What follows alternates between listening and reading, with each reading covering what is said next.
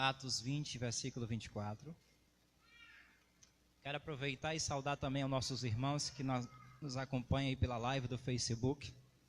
Graça e paz vos sejam multiplicados. Saudar em especial nossos irmãos lá da IEV do Rio de Janeiro, aos nossos irmãos lá do Rio Grande do Norte, aos nossos irmãos lá da Bahia. Minha saudação, meu carinho, meu amor, meu abraço a vocês que nos acompanham aí, que nos dá a honra da sua audiência. Graça e paz a todos, vos sejam multiplicados. Amém?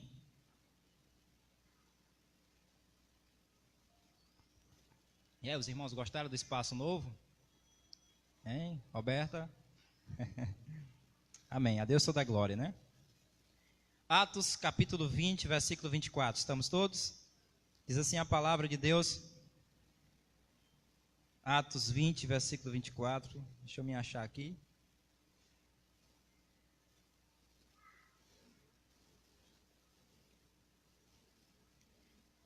Porém, nada considero a vida preciosa para mim mesmo, contanto que complete a carreira e o ministério que eu recebi do Senhor Jesus, para testemunhar o evangelho da graça de Deus. Esse é o tema da mensagem que eu vou trazer nessa noite, né?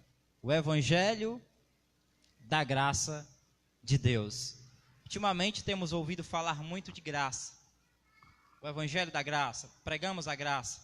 Existem igrejas com o nome internacional da graça e muitas outras com o nome de graça, mas quando você vai ver o conteúdo, são um evangelho com misturas, um evangelho misturado com misticismo, com paganismo, com lei, com legalismo.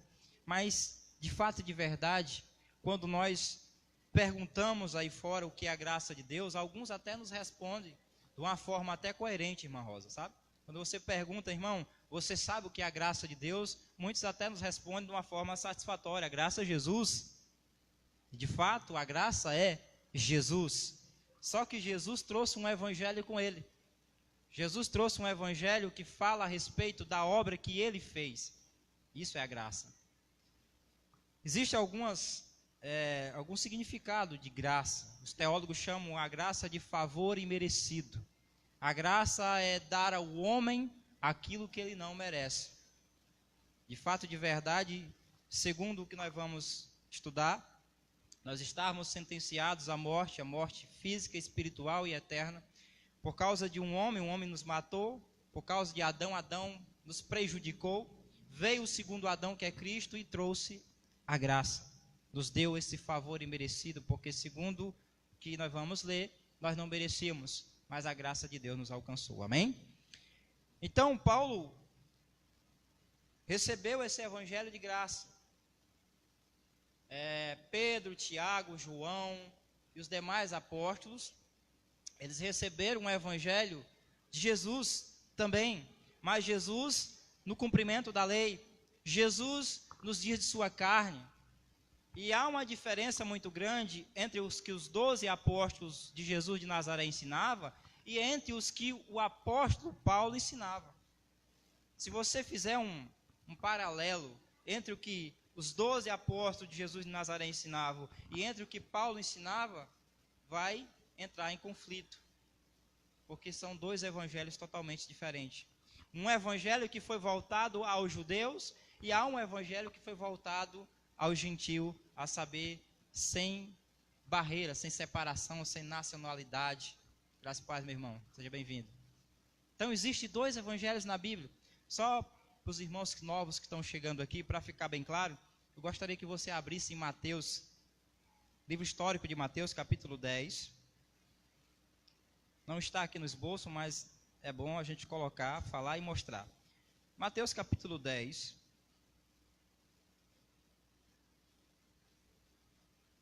Versículo 5 em diante. Mateus, capítulo de número 10, versículo 5.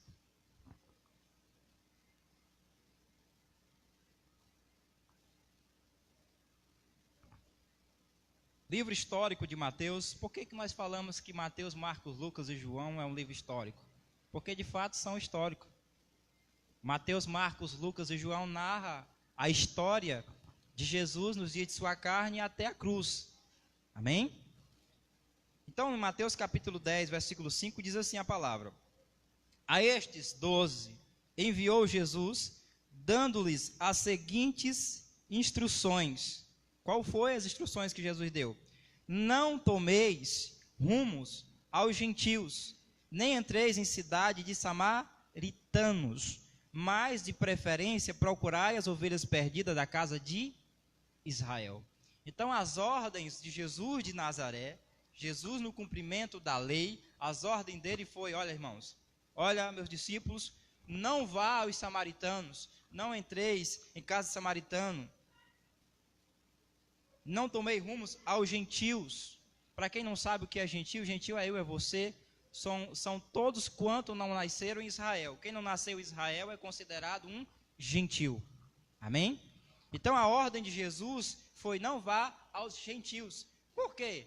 Porque o evangelho que Jesus de Nazaré trouxe na carne, no cumprimento da lei, foi um evangelho à nação de Israel. Não foi um evangelho às nações, embora que a obra que ele fez lá na cruz alcançou todos, eleitos e predestinados, alcançou todos os filhos de Deus. Amém? Então a ordem de Jesus foi: não vá aos gentios. Filha, por favor, evite estar passando na frente da câmera. Não vá aos gentios, amém? Está claro? Em João capítulo 1, vamos lá no livro agora histórico de João. João capítulo 1, versículo 16.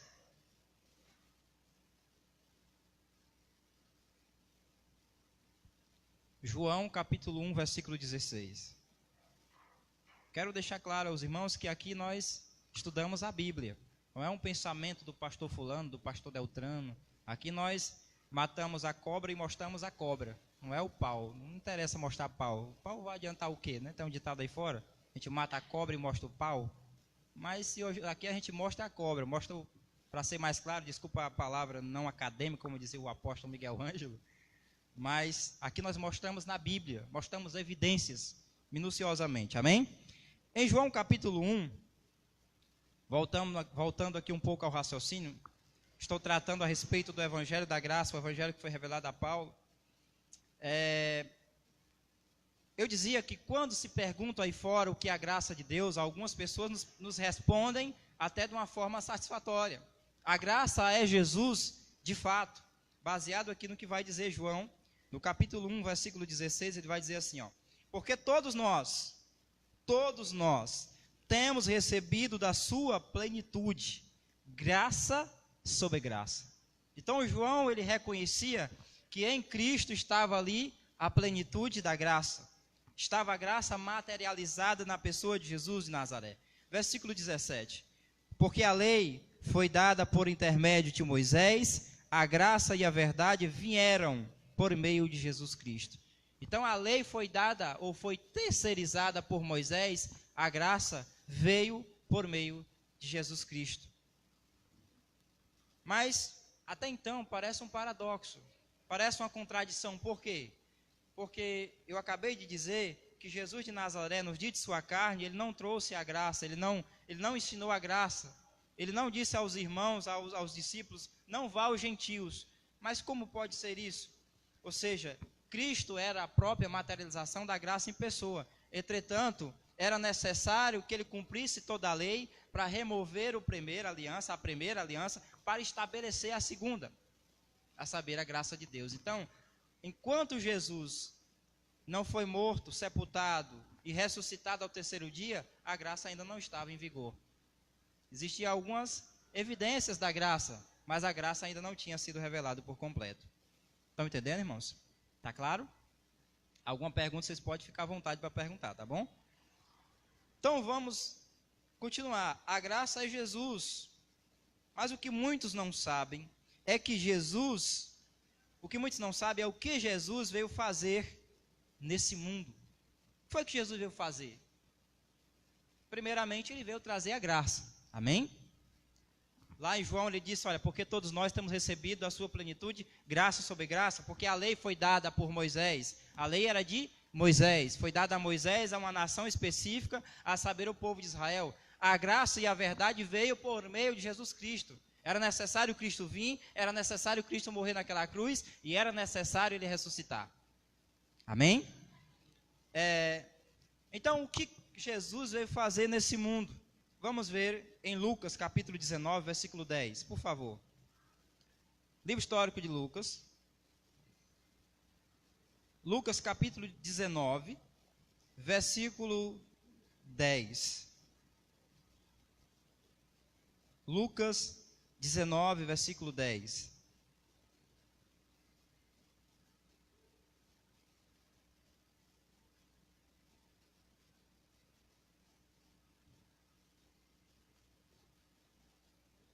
O abençoado aí está com uma faixazinha na cabeça. Oi. Lucas 19, 10, amém? Diz assim a palavra de Deus: porque o Filho do Homem, ou seja, Jesus, veio buscar e salvar o que se havia perdido. Quem era que se havia perdido? Todos os eleitos estavam destituídos da glória de Deus. Todos nós carecíamos da graça. Noutra feita eu me fazia a seguinte pergunta: o porquê Deus instituiria uma lei que era ministério de condenação e de morte, que matava?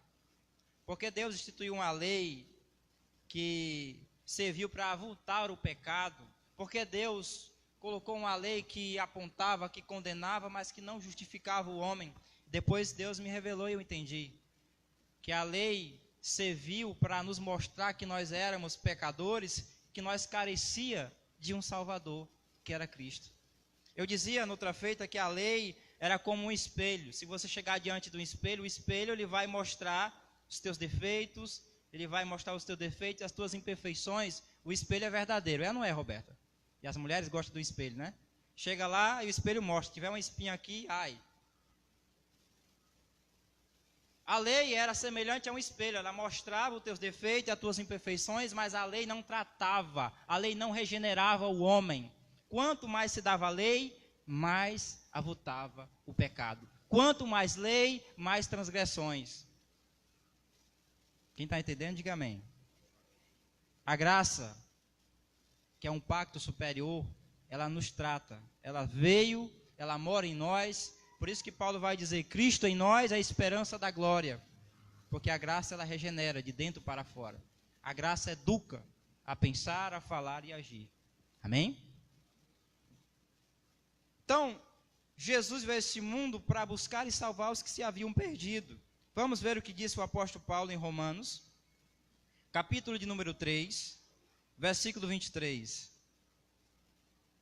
Romanos, capítulo de número 3, versículo 23. Romanos 3, 23. Amém? Pois todos pecaram e carecem da glória de Deus, sendo justificados gratuitamente por sua graça, mediante a redenção que há em Cristo Jesus. A Bíblia vai dizer que todos nós estávamos na condição de pecadores. De repente você diga assim: mas eu sou uma pessoa íntegra, justa, honesta, eu procuro fazer minhas coisas direito. Mas segundo a Bíblia, estávamos nós todos na condição de pecadores. Mas versículo 24 ele diz: sendo pois justificado gratuitamente. Eu não tenho que pagar por isso. Eu não tenho que pagar para ser justificado diante de Deus, porque o preço já foi pago. E o preço já foi pago lá na cruz, quando Cristo deu a vida pelas ovelhas. Ele pagou por mim e pela sua vida. Amém? Sendo, pois, justificado gratuitamente por sua graça, mediante a redenção que há em Cristo Jesus. Agora veja o que diz Romanos capítulo 5, versículo 12, para nós entender esse feito.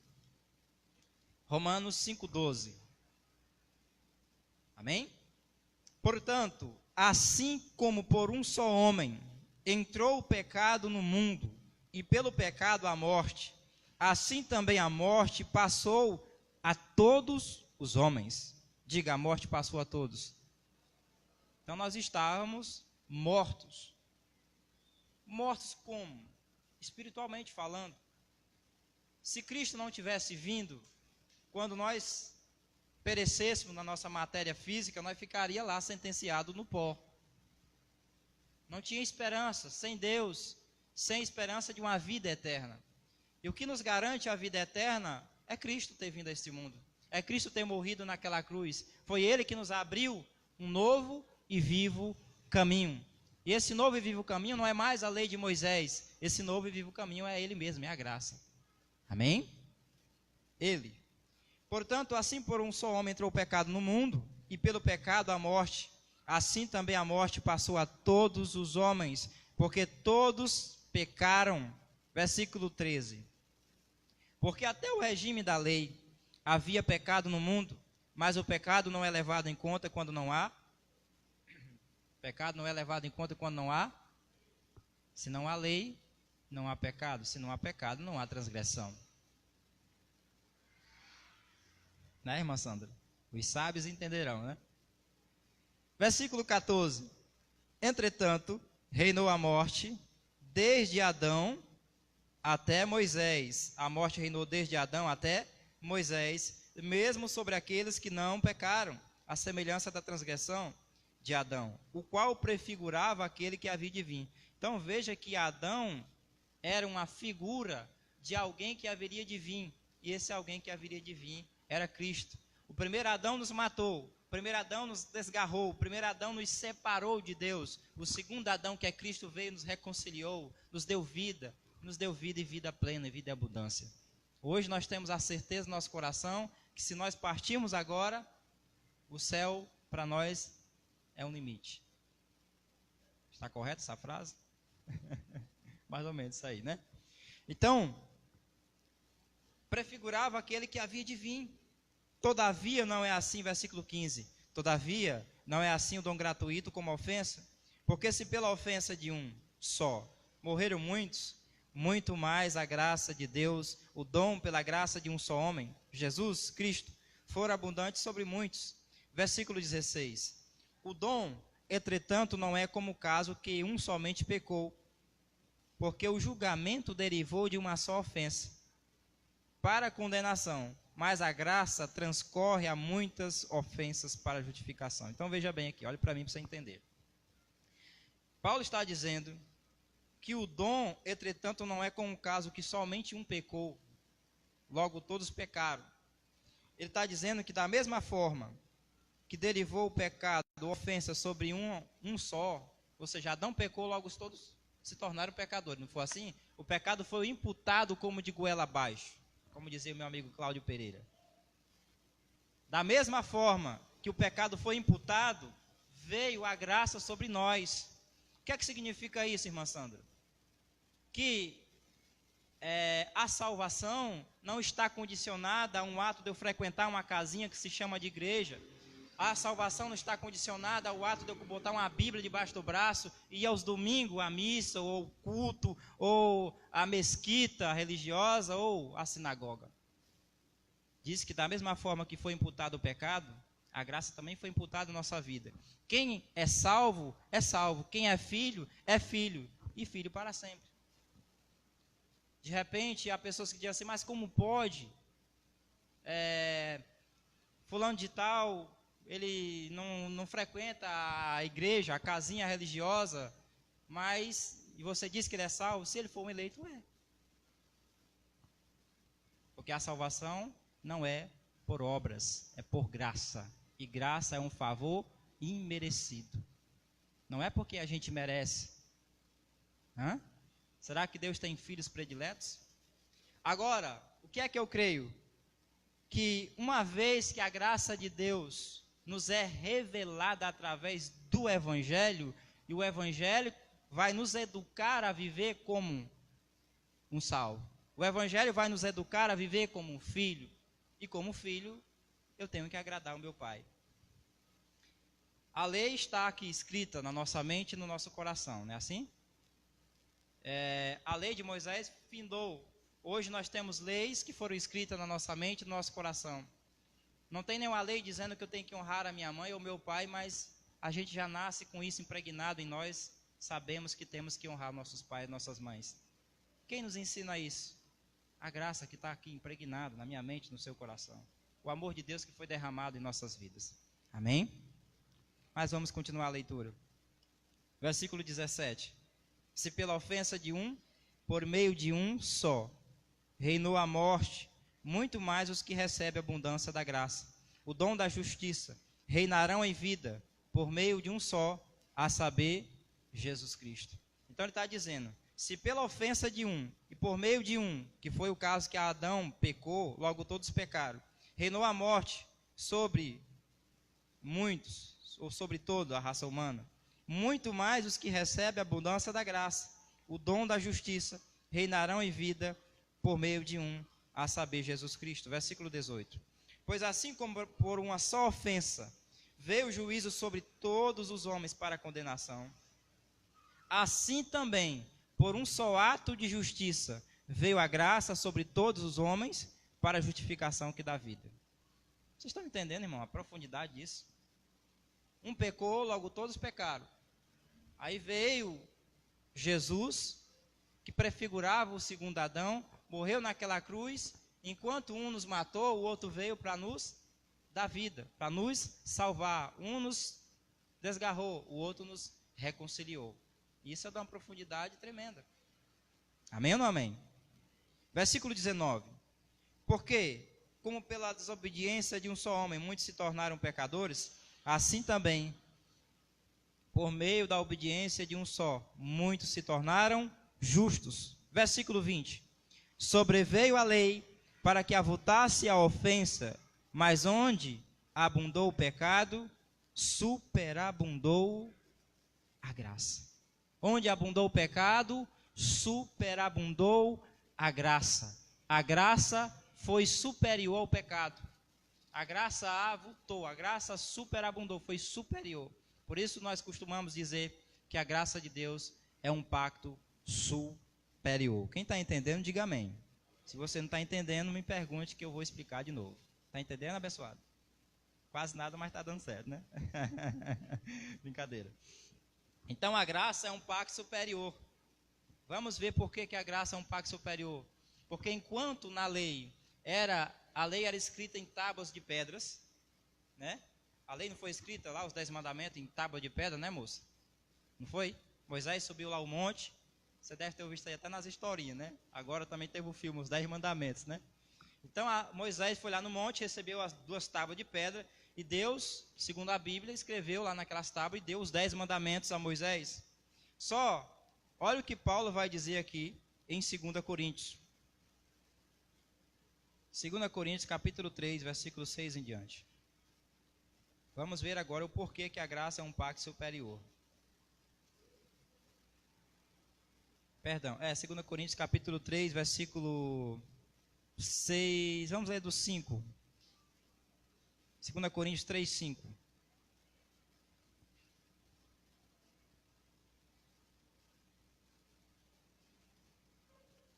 Segunda Coríntios 3, vou ler do 4 em diante, porque para ficar bem claro. 2 Coríntios 3, versículo 4, 5, 6 e 7. Amém? Paulo vai dizer assim, é por intermédio de Cristo, diga por intermédio de Cristo, que temos tal confiança em Deus, não que por nós mesmos sejamos capazes de pensar alguma coisa como se partisse de nós. E é por intermédio de Cristo que temos tal confiança em Deus. Versículo 5, não que por nós mesmos sejamos capazes de pensar alguma coisa como se partisse de nós. Pelo contrário, a nossa suficiência vem de Deus. Então, quanto na lei era escrita com letras, cuidado aí, irmão, era escrita em letras, em pedras, né? A graça, ele vai dizer que é um ministério que, não que por nós mesmos sejamos capazes de pensar alguma coisa como se partisse de nós, pelo contrário, a nossa suficiência, a nossa capacidade, a nossa aptidão para servir, vem dele. É Ele que nos habilita, é Ele que nos qualifica, é Ele. Diga, é Ele. Isso é graça, irmão. Graça é dar ao homem aquilo que ele não merece. Isso é graça, é um favor imerecido. Amém? Favor imerecido. Versículo 6. O qual nos habilitou para sermos...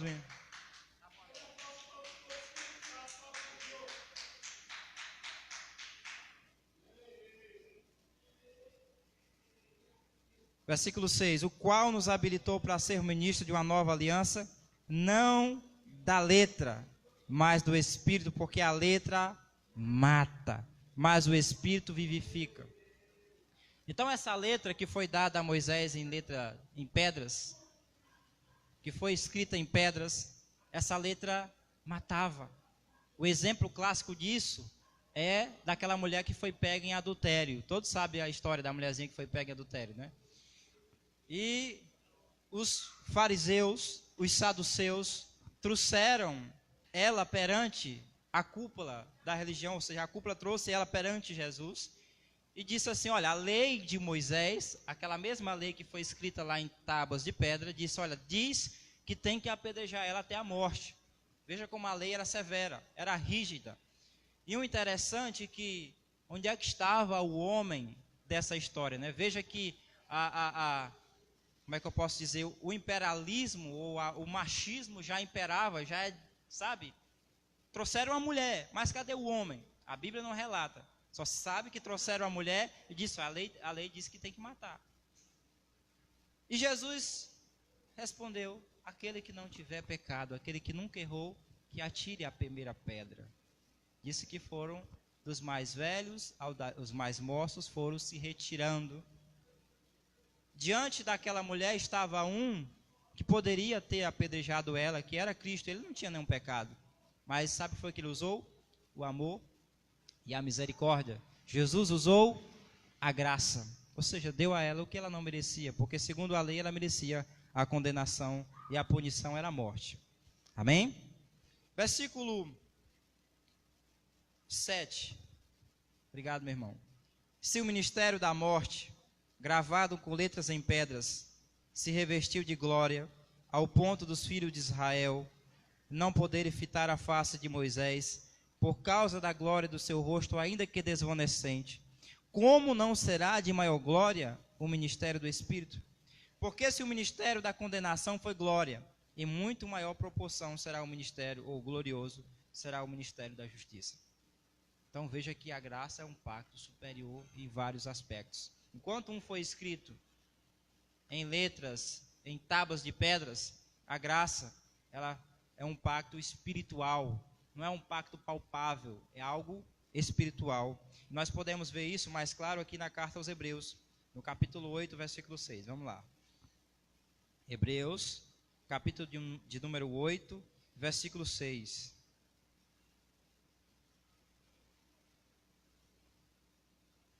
Hebreus, capítulo de número 8, versículo 6.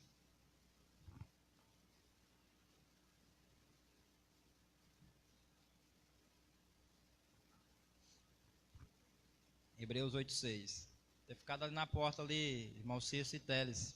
Era para pegar o homem de um lado e do outro e sair arrastando ele. Se ele botasse boneco, aí tem um negócio aí para tirar o demônio dele. Brincadeira. Hebreus capítulo 8, versículo 6. Amém?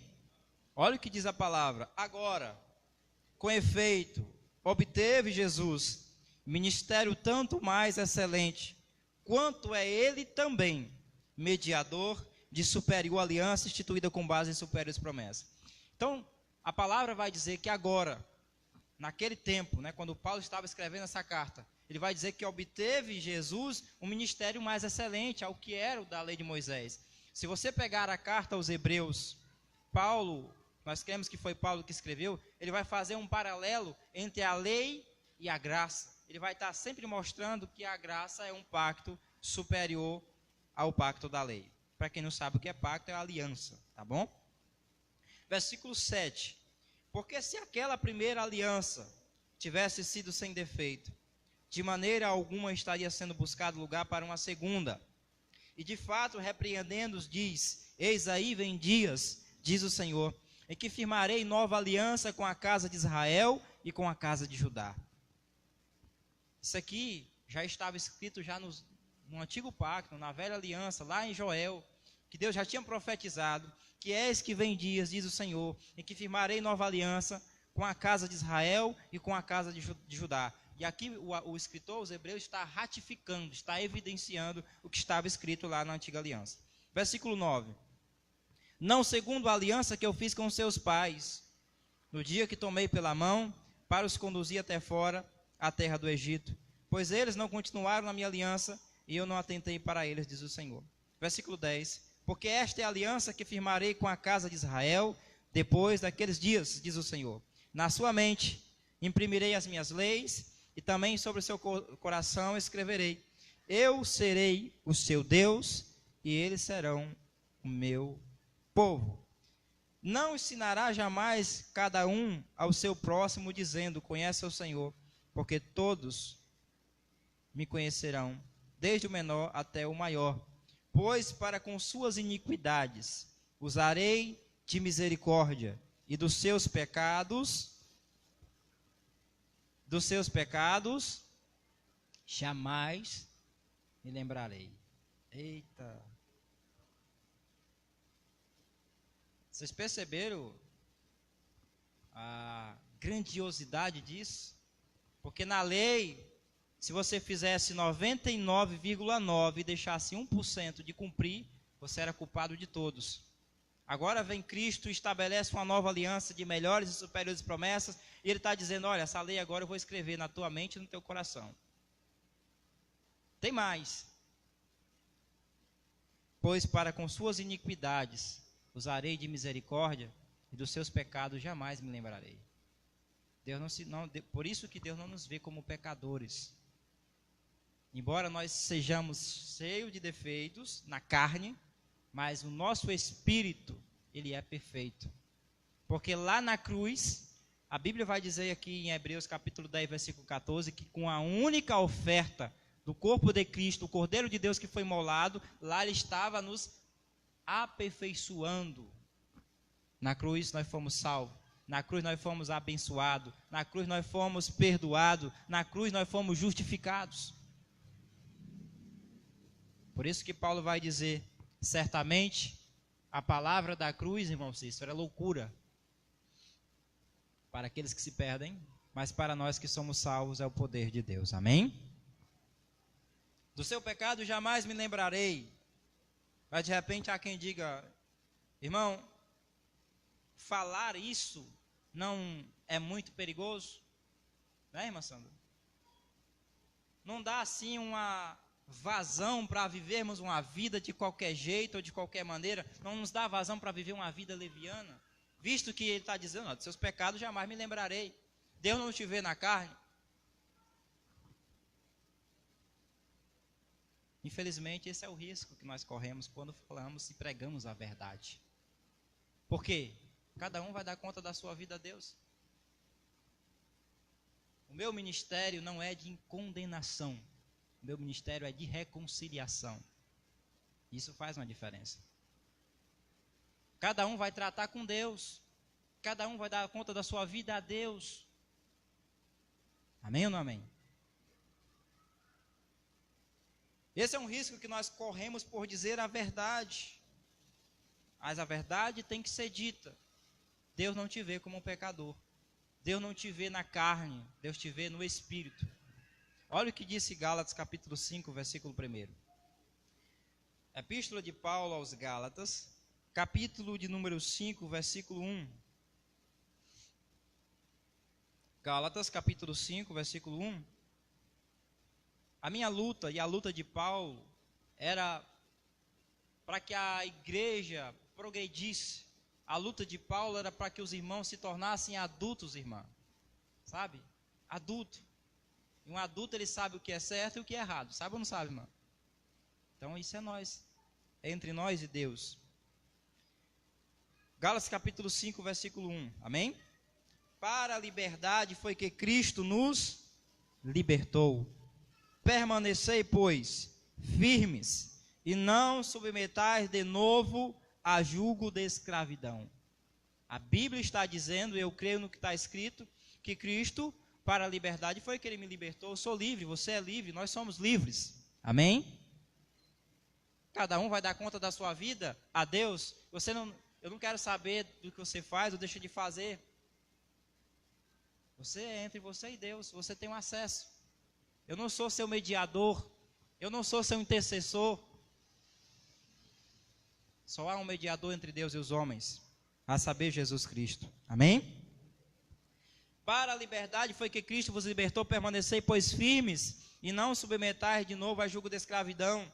Sabe, muitas das vezes você sai da sua casa, e você vai àquela casinha que se chama de igreja evangélica, e lá tem um pastor e diz assim, olha irmão, você agora aceitou Jesus, você agora vai ter que participar de um processo, vai de uma preparação, para passar pelas águas, para você ser batizado e reconhecido aqui como membro da nossa igreja. É assim ou não é aí fora no sistema? Irmã, você agora foi batizada, agora o irmão vai ser colocado à prova, para que de repente a gente possa ordenar o irmão ao obreiro. E existe todo um processo até você chegar como um simples obreiro da casa de Deus. E os coitados, sabe, rala, dá o sangue. Em algumas igrejas por aí eles extorquem, expoliam. Os coitados dos obreiros traz o pano de chão, trazem aquele bicho lá de desinfetante, trazem tudo para agradar o pastor, naquela ânsia de ser ordenado a obreiro, ou pelo menos a um diácono.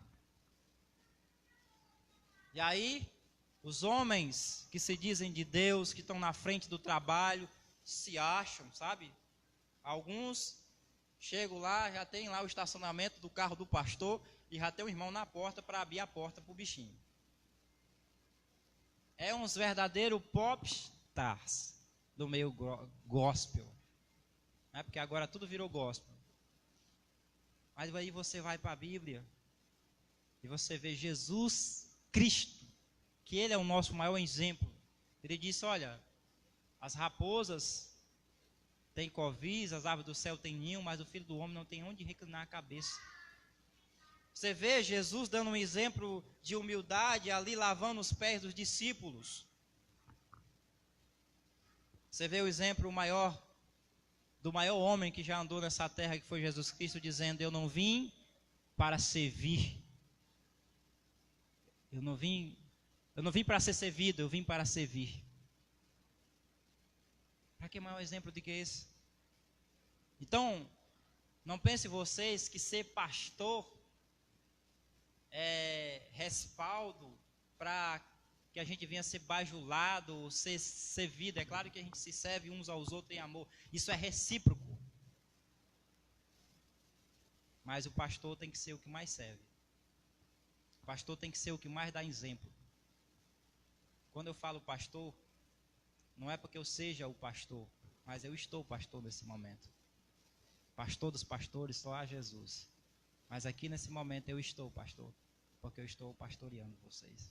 Amém? Jesus disse, para a liberdade foi que Cristo vos libertou. Mas Paulo dá o conselho no versículo 13. Porque, irmão, fostes chamados à liberdade. Porém não useis da liberdade para dar ocasião à carne. Sede antes servos uns dos outros pelo amor. Você é livre. Você vai dar conta da sua vida a Deus. Mas Paulo dá um conselho. Porém, não uses dessa sua liberdade que você tem para dar ocasião à carne. Lembro-me aqui muito bem de uma pregação do meu amigo pastor João. Ele dizia que, certa feita, que essa liberdade em Cristo é como uma carta de alforria. Carta magna, que chama, Aqui é a tua carta de liberdade. Você é livre. Mas quem entende o evangelho de fato, de verdade, diz assim, eu prefiro ser escravo de Cristo por amor. Eu quero é fazer esmurrar o meu corpo, eu quero é reduzir a escravidão, para que tendo pregado a outros, não venha eu mesmo ser desqualificado. Eu quero é te servir, Senhor. Quem entendeu a graça de fato e de verdade, ele diz assim, Senhor, para onde é que eu vou? Para onde iremos nós, se só tu tens palavras de vida eterna? Quem entende a graça de fato e de verdade faz como Maria, que quedava aos pés de Jesus para ouvir os ensinamentos. A graça educa. A graça não é um aprisionamento. A graça não é imposição de homens. A graça é liberdade. A graça é consciência. A graça é maturidade. A graça é vida. Amém, meus irmãos? Em Gálatas capítulo 6, versículo 7, Paulo vai continuar dizendo e dando conselhos para o nosso bem. Não vos enganeis. Gálatas 6, 7. Não vos enganeis. De Deus não se zomba, pois aquilo que o homem semear, isso também ceifará. A vida ou o mundo é um plantio. E nós temos que ver bem o que é que nós estamos semeando. Ver bem o que é que nós estamos plantando. Amém ou não amém? Versículo 8. Porque o que semeia na sua própria carne, colherá corrupção. Mas o que semeia para o Espírito colherá a vida eterna. Não nos cansemos de fazer o bem, porque ao seu tempo ceifaremos, se não desfalecermos. Há pessoas aqui em nosso meio, eu também, já fomos muito maltratados no sistema religioso. Fomos muito enganados, sabe? Eu, muitas das vezes, dei o meu sangue, dei a minha vida por algumas instituições religiosas. E sabe o que eu recebi em troca? Ingratidão. Gratidão. E aí, eu vou parar de fazer o bem porque eu recebi o mal? Não, irmãos. Vou morrer plantando aquilo que eu acredito, semeando o bem. Porque quem planta o bem, um dia o bem volta para você. Não se canse. É o que a palavra está dizendo. Não nos cansemos de fazer o bem, porque ao seu tempo ceifaremos, se não desfalecermos. Não desfaleça, não desacredite. Ame, perdoe, libere perdão. Acredite nas pessoas. Mesmo que você receba em troca gratidão, mesmo que você receba pancada, mas acredite, morra acreditando no que o Evangelho diz.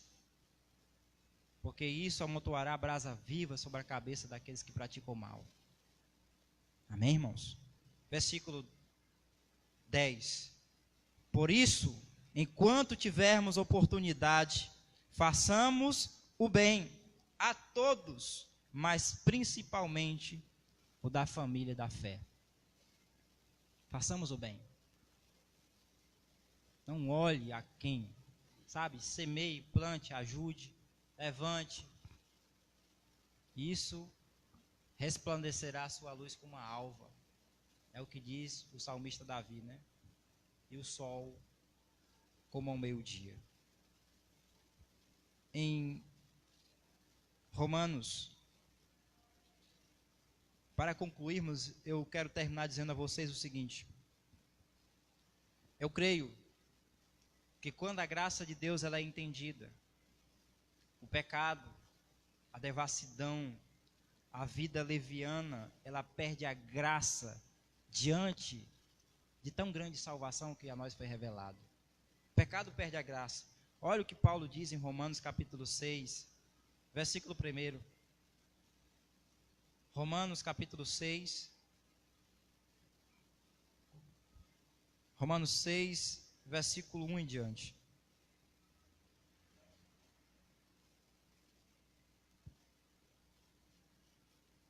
Que diremos, pois? Permaneceremos no pecado para que seja a graça mais abundante? Que diremos, pois? Permaneceremos na vida errada, na vida leviana, na vida, sabe, desajeitada, para que o pecado seja, ou para que a graça seja mais abundante? Paulo responde, de modo nenhum. Como viveremos ainda no pecado, nós que para ele morremos? Como viveremos no erro, nós que para ele fomos sepultados com Cristo? Ou porventura ignorais que todos que fomos batizados em Cristo, fomos batizados na sua morte?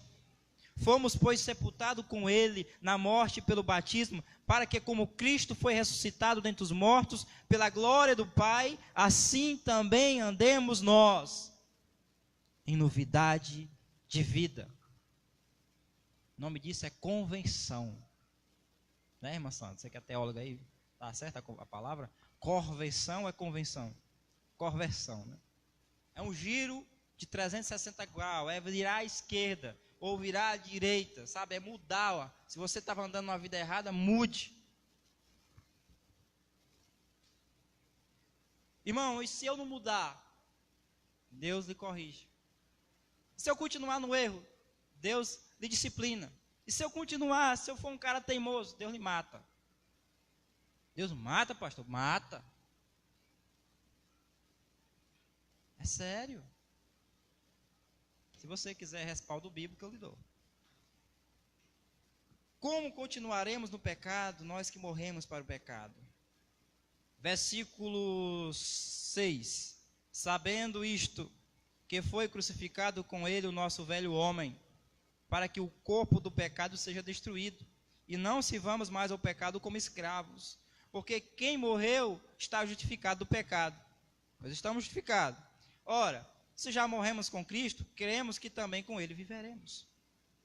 Como é que eu posso dizer, eu vivo com Cristo, eu ando com Cristo, eu sou de Cristo, mas de repente a minha vida não condiz com aquilo que eu creio?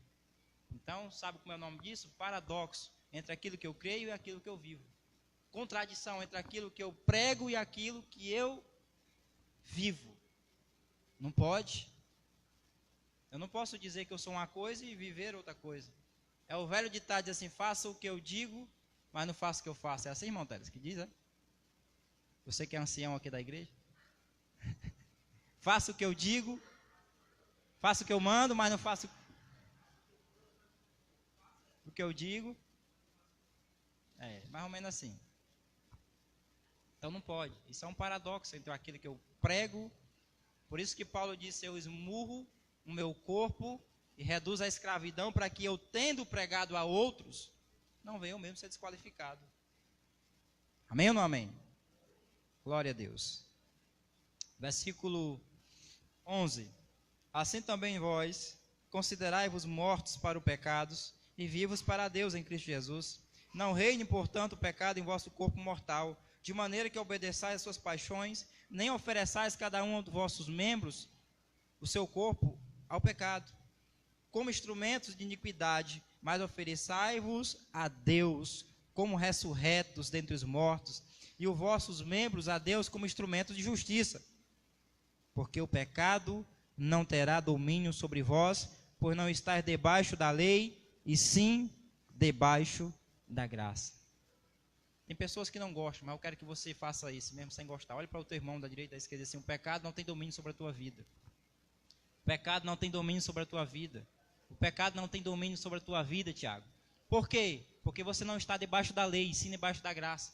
O pecado não tem domínio sobre a tua vida, irmão Cícero, porque você não está debaixo da lei, e sim debaixo da graça. O pecado não tem domínio sobre as nossas vidas, porque nós não estamos debaixo da lei. A lei findou, a lei foi removida. Nós estamos debaixo da graça, e a graça é um pacto de melhores e de superiores promessas. Amém ou não amém? E para encerrar nessa noite, eu quero que você abra na Epístola de Paulo a Tito, capítulo de número 2, versículo 11, e eu encerro a mensagem com o tema o Evangelho da Graça, e eu creio que vai vir outros temas desses daí por aí. Tito capítulo 2, versículo 11. Porque há pessoas, que pensam que a graça de Deus é carta branca para viver uma vida leviana. Há pessoas que não estão entendendo o Evangelho. Muitos na internet, sabe, vivem uma vida de qualquer jeito aí, eu vejo, e estão aí pregando o Evangelho. Não sei que Evangelho é esse que estão pregando. Eu não sei que graça é essa. Tito capítulo 2, versículo 11.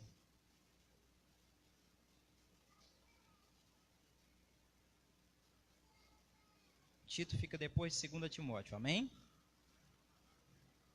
2:11. Porquanto a graça de Deus, diga a graça, se manifestou Salvador a todos os homens, educando-nos para que, renegado a impiedade e as paixões mundanas, vivamos no presente século, sensata, justa e piedosamente. Então, Paulo vai escrever a Tito dizendo que a graça de Deus se manifestou salvadora. A graça de Deus que se manifestou foi Cristo. E ele disse que ela se manifestou salvadora a todos os homens, ou todos os eleitos, de várias nacionalidades agora, não foi mais a uma nação só, como foi no começo lá com Israel. Educando-nos para que, renegado as impiedades e as paixões mundanas. Então, cabe a mim renegar as impiedades, as paixões mundanas, abrir mão, para que vivemos no presente século uma graça sensata, justa e piedosamente. Versículo 13. Aguardando a bendita esperança, a manifestação da glória do nosso grande Deus, o Salvador, Cristo Jesus. Ele escreve nessa expectativa, né? Porque eles estavam antes do ano 70. Vocês aí já ouviram a mensagem antes do ano 70, depois do ano 70? Versículo 14. O qual a si mesmo se deu por nós, a fim de remir-nos de toda iniquidade e purificar para si um povo exclusivamente seu, zeloso e de boas obras. Então, veja que a graça de Deus, ela nos educa a pensar, a falar e a viver de acordo com a graça. Não pode haver um abismo entre aquilo que eu creio e que eu falo, ou aquilo que eu vivo. Tem que estar em acordo, em comunhão. Amém? Assim seja. Assim disse o Senhor nessa noite. Fique de pé. Vamos agradecer a Deus. Por favor, meu pastor João, desliga esse live para mim. Graça e paz a todos. Melhor noite.